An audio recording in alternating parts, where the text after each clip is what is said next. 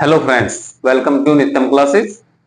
आज हम पढ़ेंगे प्रेजेंट परफेक्ट टेंस की पैसिव वॉइस को कैसे चेंज करते हैं, एक्टिव वॉइस के वाक्य को पैसिव में कैसे चेंज करते हैं। तो आइए देखते हैं। हमारा जो प्रेजेंट परफेक्ट का टेंस होगा उसकी हेल्पिंग वर्ब होती है हैज हैव, और हमको वो चेंज कर देना है प्रेजेंट परफेक्ट कंटिन्यूअस टेंस में, जिसकी हेल्पिंग वर्ब होती है हैज बीन या हैव बीन। अगर हम मोटी सी बात समझे तो जिस वाक्य में हैज या हैव लगा है तो उसमें हमें बीन लगा देना है। तो आइए देखते हैं। पहले स्ट्रक्चर की बात हम करेंगे। अफर्मेटिव का स्ट्रक्चर हमारा होगा सब्जेक्ट, उसके बाद हैज या हैव बीन, उसके बाद वर्ब की थर्ड फॉर्म और बाई ऑब्जेक्ट। ये हमारा अफर्मेटिव का स्ट्रक्चर है। निगेटिव में हमें क्या करना है?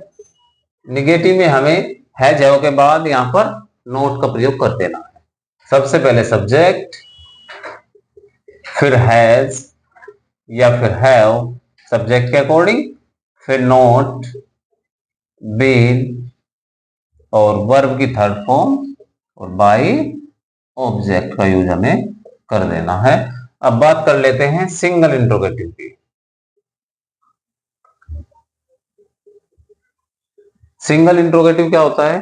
जिस वाक्य में हेल्पिंग वर्ब सबसे पहले है, यानी कि जो वाक्य होगा हेल्पिंग वर्ब से शुरू है, तो वो हमारा सिंगल इंट्रोगेटिव है। फर्स्ट टाइप भी बोलते हैं इसको।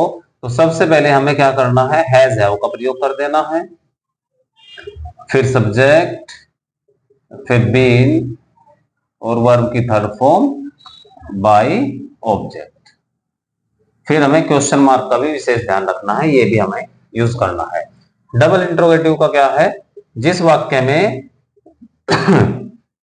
जिस वाक्य में इंट्रोगेटिव वर्ड आए, कोई प्रश्नवाचक शब्द आए, when, where, why, how much, how many, तो उनको हमें सबसे पहले यूज करना है। उस क्वेश्चन वर्ड को सबसे पहले यूज करना है, उसके बाद हैज या हैव लगाना है, फिर सब्जेक्ट, फिर बीन, वर्ब की थर्ड फॉर्म, बाई और ऑब्जेक्ट का यूज हमें कर देना है। क्वेश्चन मार्क भी हमें लगाना है। अब हम देखते हैं इनके एग्जाम्पल कैसे हम बना सकते हैं। Teacher has taught English. तो इसमें हमारा क्या है? इसमें हमने सब्जेक्ट का ऑब्जेक्ट करना है। पैसिव वॉइस का तीन ही मेन पॉइंट है। सब्जेक्ट का ऑब्जेक्ट करना है, ऑब्जेक्ट का सब्जेक्ट और वर्ब की थर्ड फॉर्म हमें लगानी है। इसमें ये हमारा सब्जेक्ट है, ये हमारा ऑब्जेक्ट है और ये हमारी हेल्पिंग वर्ब है, ये मेन वर्ब है। तो इसको हम इधर सब्जेक्ट के रूप में लिखेंगे इंग्लिश। अब इंग्लिश जो भी हमारा सब्जेक्ट होता है वो सिंगुलर होता है, उसके लिए हमें हैज बीन का यूज करना है। इंग्लिश हैज बीन, ये भी थर्ड फॉर्म है पहले से ही, तो थर्ड फॉर्म हमें लगानी है। इंग्लिश हैज बीन टॉट और बाय द टीचर। इस तरीके से हमारा अफर्मेटिव सेंटेंस कंप्लीट हो गया। अब बात करते हैं डबल इंट्रोगेटिव की, सॉरी नेगेटिव की। Mother has read the Ramayana. Mother has read the Ramayana, तो हमें द रामायण हमारा ऑब्जेक्ट एक्टिव वॉइस वाले में, तो इसको हमें सब्जेक्ट बना देना है। तो the Ramayana has been read, को रेड भी बोल सकते हैं थर्ड फॉर्म में। फर्स्ट फॉर्म में रीड बोले, सेकंड थर्ड में रेड बोल सकते हैं। The Ramayana has been read by mother. Next है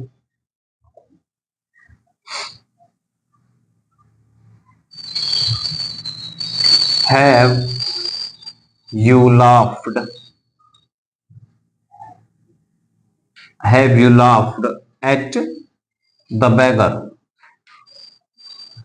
अब ये सेंटेंस थोड़ा नया है। इसमें क्या है? इसमें प्रीपोजिशन पहले ही दे दी गई है। तो जिस वाक्य में प्रीपोजिशन पहले ही दे दी गई हो तो उस प्रीपोजिशन को भी हमें यूज करना है, प्लस बाई का और प्रयोग कर देना है। कैसे? द बेगर सिंगुलर है तो हैज लगाएंगे हम, has the beggar been laughed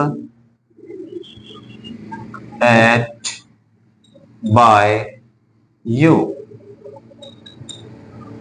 हमने क्या बोला है, जिस वाक्य में, जिस एक्टिव वॉइस वाले वाक्य में प्रीपोजिशन पहले से ही दे दी गई हो तो उसमें हमें एट वो प्रीपोजिशन भी यूज करनी है, प्लस हमें बाय भी लगाना है। डबल इंट्रोगेटिव क्या होगा हमारा, which book have they bought।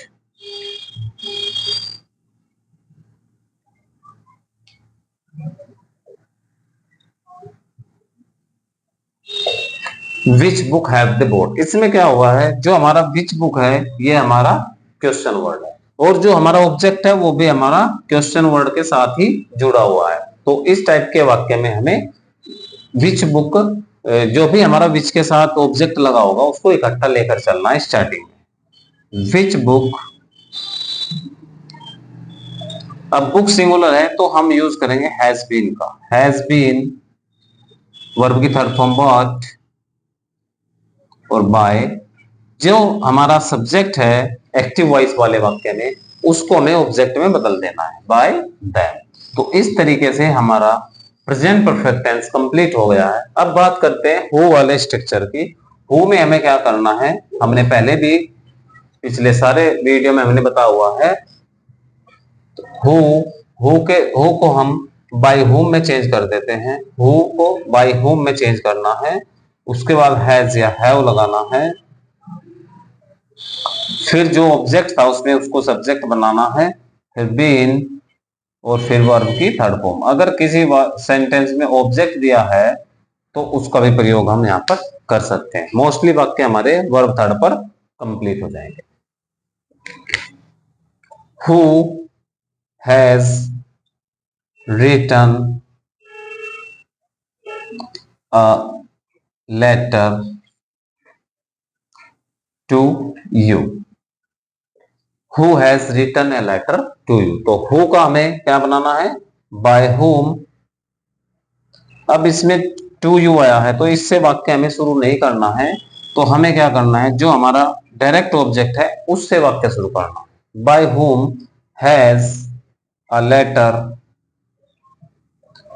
been written to you। यहां पर ये जो का तो हमें रख देना है। अगर हम हु को हु वाले सेंटेंस से, हु वाले से ही रूल से पैसिव बनाते हैं तो हमें क्या करना है, who has a letter been written to you, by हमें लास्ट में लगा देना है। तो प्यारे विद्यार्थियों, इस प्रकार से हमने प्रेजेंट की पैसिव वॉइस कंप्लीट कर लिया, प्रेजेंट इंडेफिनिट, प्रेजेंट कंटिन्यूअस और प्रेजेंट परफेक्ट। आशा है आप हमारी वीडियो को आनंद ले रहे होंगे और सीख भी रहे होंगे, और ये जो क्लास है ये आपको टीजीटी पीजीटी के लिए भी महत्वपूर्ण रहेगी। Thank you so much.